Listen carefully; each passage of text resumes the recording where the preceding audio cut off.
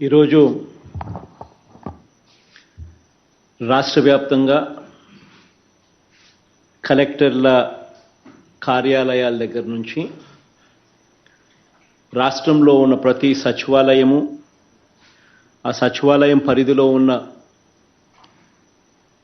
Village clinics, అక్కడ పనిచేస్తూ ఉన్న సిబ్బంది, సచివాలయం సిబ్బంది, వాలంటీర్సు, గ్రామ స్థాయిలో ఉన్న ప్రజాప్రతినిధులు, ఇంకా ఈ కార్యక్రమంతో మమేకం కావాలి అని తలంపుతో ఉన్న ప్రతి ఒక్కరూ కూడా అందరూ కూడా ఈ కార్యక్రమంలో ఈరోజు భాగస్వాములై ఈరోజు ఈ వీడియో కాన్ఫరెన్స్ ద్వారా అందరూ కూడా పార్టిసిపేట్ చేయడం జరుగుతూ ఉంది. అసలు ఈరోజు ఈ కార్యక్రమం దేశ చరిత్రలోనే ఒక చారిత్రాత్మక ఘటనగా నిలబడిపోతుంది. ఎందుకు ఈ విషయాలు చెప్తా ఉన్నాను అని అంటే, దేశంలో బహుశా ఎక్కడా కూడా జరగని విధంగా, గతంలో ఎప్పుడు కూడా మన రాష్ట్రంలో ఎప్పుడు చూడని విధంగా ఈరోజు ఆరోగ్యశ్రీని పేదవాడికి మరింత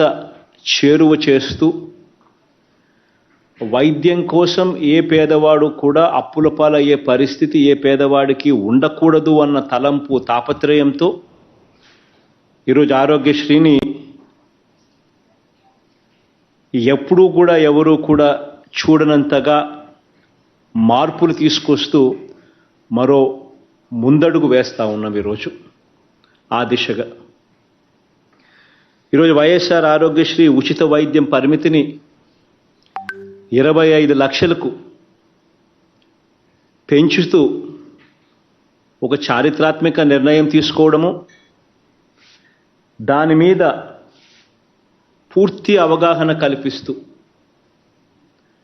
ప్రతి ఇంట్లోనూ కూడా అసలు ఆరోగ్యశ్రీ సేవలు ఎలా పొందాలి, ఉచితంగా వైద్యం ఎలా చేయించుకోవాలి,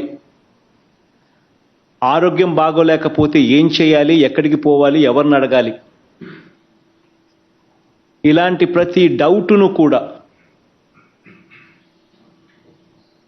ఎవరి మనసులో కూడా ఇటువంటి డౌట్స్ అన్నీ కూడా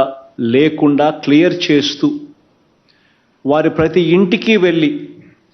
ఈ కార్డ్స్ డిస్ట్రిబ్యూషన్ చేస్తూ, మరోవైపున ఏ రకంగా ఆరోగ్యశ్రీని అవైల్ చేసుకోవాలి, ఏ రకంగా ఆరోగ్యశ్రీని మనం పొందవచ్చు, ఉచితంగా రూపాయి కూడా ఖర్చు లేకుండా మనం వైద్యం ఎలా పొందవచ్చు అనే దాని మీద పూర్తి అవగాహన కల్పించే ఒక గొప్ప కార్యక్రమానికి ఈరోజు మనం శ్రీకారం చుడతా ఉన్నాం.